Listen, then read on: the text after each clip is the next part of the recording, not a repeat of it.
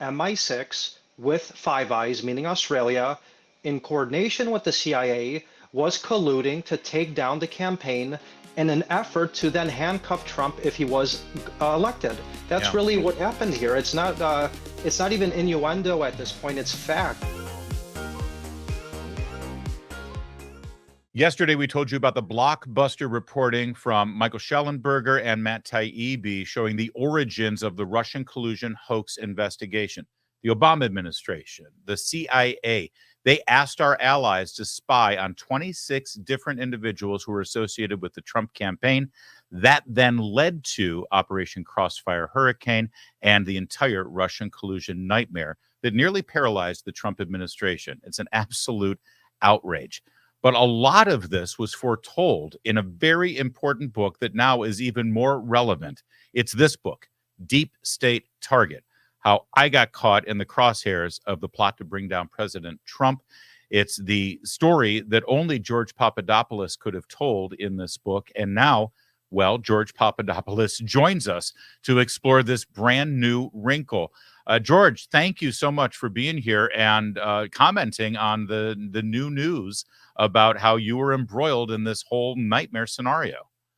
Thanks so much for having me. I wish we would have had a more, I guess, optimistic conversation today, but unfortunately, we're still back in 2015, 2016, 2017, because this story that we're about to talk about has now impacted 3 different elections, and we still are getting information out about it. So it's astounding and it's breathtaking to see how far back and how high up the corruption really went.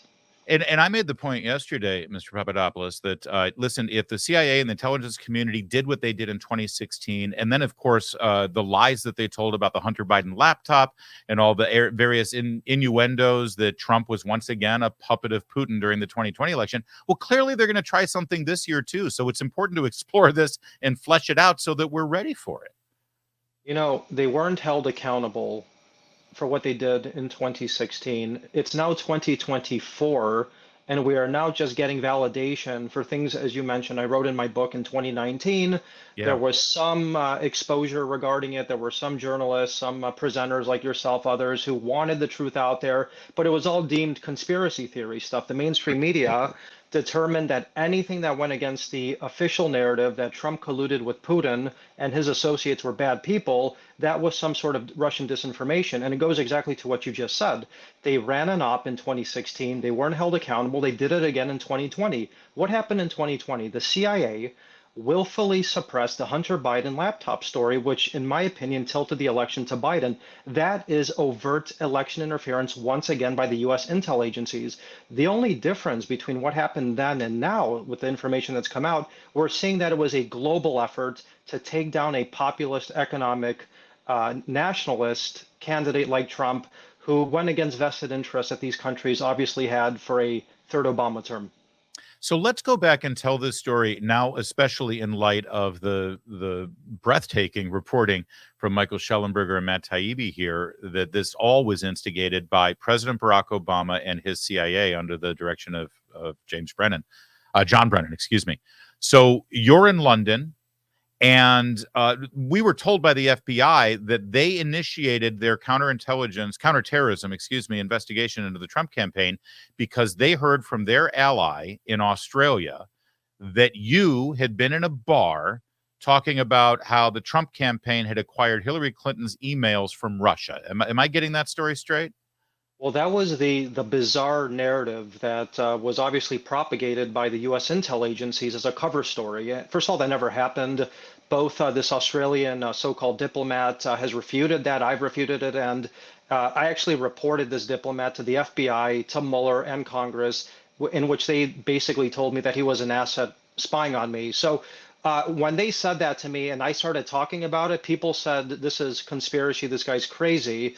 But now look what just came out. MI6 with Five Eyes, meaning Australia, in coordination with the CIA, was colluding to take down the campaign in an effort to then handcuff Trump if he was elected. That's really what happened here. It's not It's not even innuendo at this point. It's fact. It's factual reporting with on-the-record sources, I'm assuming from the CIA, who came on to the Taibbi report and said it. So that's really the So situation. let me ask you, because the report says, and actually the sources apparently are from those individuals who are familiar with the House Intel Committee, the current sitting House Intel Committee. So obviously there's something happening there in the House with regard to this right now, as this is starting to percolate up. Uh, you had contact with this individual named Stephen Halper when you were in London, right? And that person also was directed to specifically spy on you and set you into this situation, right? Yeah, first and foremost, Larry, we need members. You mentioned the House. We really need members of Congress to actually bring John Durham back for more testimony publicly. We need them to bring AG Barr in for public testimony. And let me just explain why. First and foremost, AG Barr went public and said that the CIA stayed in their lane. I think he might even said that under oath that the CIA had nothing to do whatsoever with this operation. Then you add John Durham, who Matt Gaetz masterfully basically condemned in front of the public, saying, "Why are you not telling us the truth regarding Joseph Mifsud, Stefan Halper, Alexander Downer, what was going on in London and Rome, all of these cities? You're basically just sitting here regurgitating the Horowitz report, which we've already heard." So we need these individuals, based Yeah. on this new report that just came out, to come back under oath and for Congress to do its job, and that means investigations with teeth.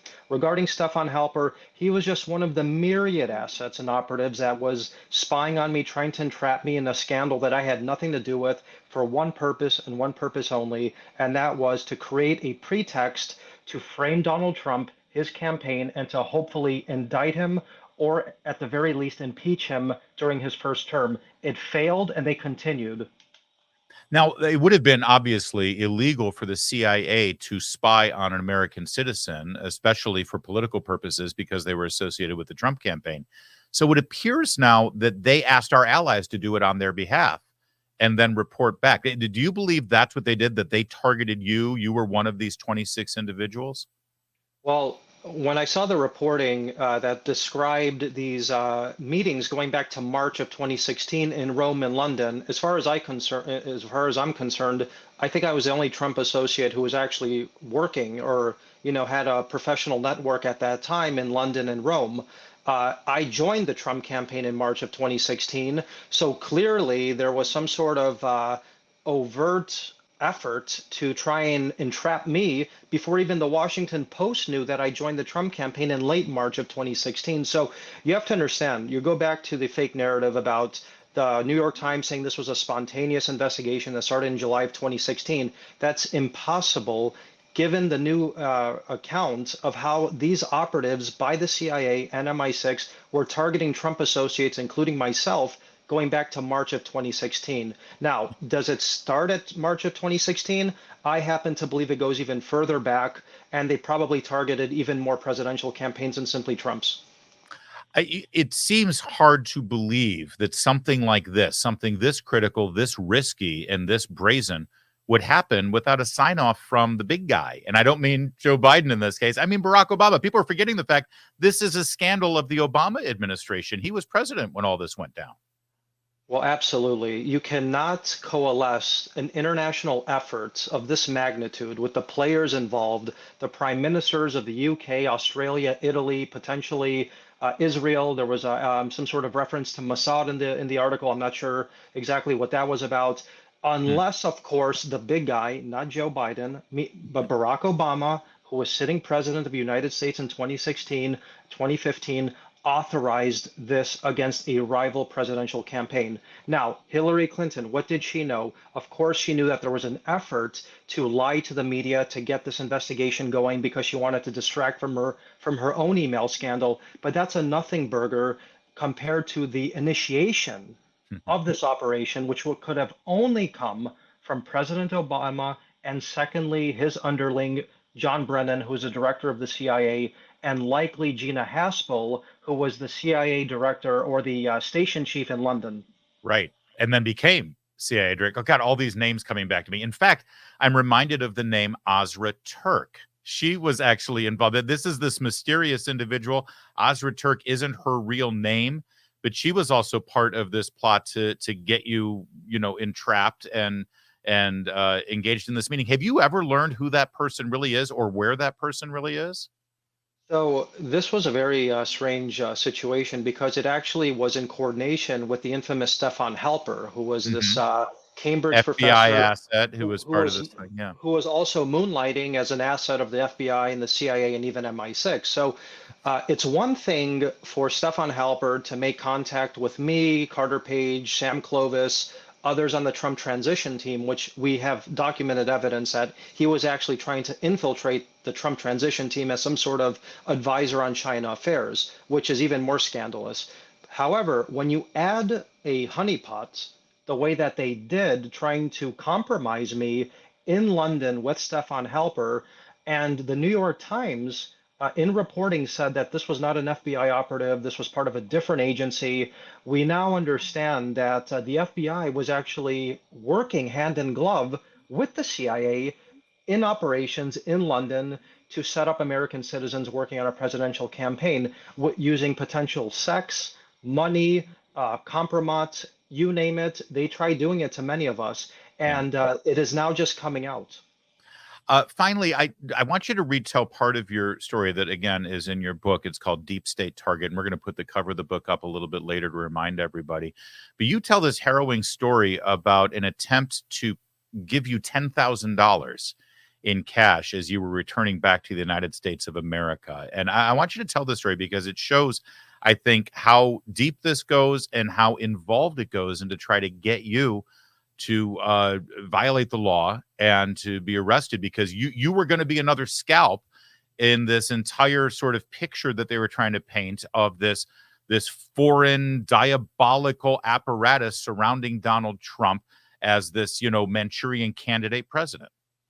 You know, I always say that the intel agencies should have teamed up with Hollywood script writers, but they never did. So I think what they wanted to make me out to be is some sort of nefarious agent, James Bond type of person that they could plant as a fall person eventually to take down a president. So when you look at the sequence of events from March of 2016, with the meetings with Joseph Mifsud, with the Australians, then the summer with the honeypot and Stefan Halper, then other weird meetings that were going on.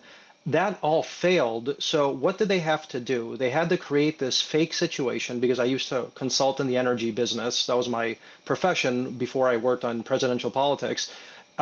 They had to bring this person named Charles Towell, which I explained in the book, that says I'm an energy some sort of executive, and I want you to come to Israel where I want to discuss a consulting project with you. So that was where my background was. I did a lot of work in Israel and Cyprus and Greece and all these countries, Egypt. So I went, and all of a sudden I'm given $10,000 in cash in a hotel room, and right there and then I realized there was a setup. What did I do? Of course, I'm in Israel. I don't speak the language. I don't know what this person really is doing. So I said, I'm going to take this money, give it to my lawyers like any normal, clean person would. I did. I had lawyers in the country of Greece. I did that. And as I'm flying back to Dulles, I'm intercepted by about 15 FBI agents, rummaging through my luggage, looking for money, asking me about money. And I there realized how far up and how in depth this effort went to take me down, to then take Trump down. It was all manufactured, nothing was spontaneous. And I want to see accountability. I think the only way we're going to get accountability is through new hearings and potentially a new DOJ under a Trump administration. Yeah, it's an amazing story. They give you 10 grand cash. You drop it off in Cyprus with your lawyers. You head back to the U.S. And the second you land at Dulles, you're confronted and surrounded by FBI agents who are all looking for that. They were sure you had it. And if you did have it, you would have violated a law and would have been game over for you. Unbelievable. And now it's good to refresh our memories about all of this nefarious actions because we're now learning that it all was instigated, not even by Hillary Clinton and her campaign, not by James Comey and the FBI and Peter Strzok and all of those people. Nope. It was the CIA asking our allies to spy on 26 American citizens whose only guilt was supporting and working for Donald Trump during the presidential campaign. George, I'm glad you're still telling your story. I worry about you sometimes, considering everything you know and everything that's been going on. So keep public, make sure that people know where you are and check in with people. And listen, we're going to keep pressing this so we can actually try to get some justice here. People need, think about this. There are 18-year-olds who are going to be voting in the presidential election this year for the first time. They were 10 years old when all of this happened. They have no idea. They have no idea, and if they just simply watched the mainstream media during their high school years, they would have thought it was all fake and a conspiracy and something to basically mock. But fortunately, based on this reputable source coming out yesterday, now people like you and others talking about it once again, I think as long as this message does get to members of Congress, they do hold hearings, including bringing Durham and AG Barr and others back into the hot seat, and an eventual new DOJ under, I hope, a Trump administration, I think we will find accountability. The country will finally heal itself, and we will make America great again, I believe. George Papadopoulos, let's remind everybody of the book, again, that tells this story, names the names, gives all the details. It's Deep State Target, How I Got Caught in the Crosshairs of the Plot to Bring Down President Trump. George, thanks for joining us today. Thank you so much for having me.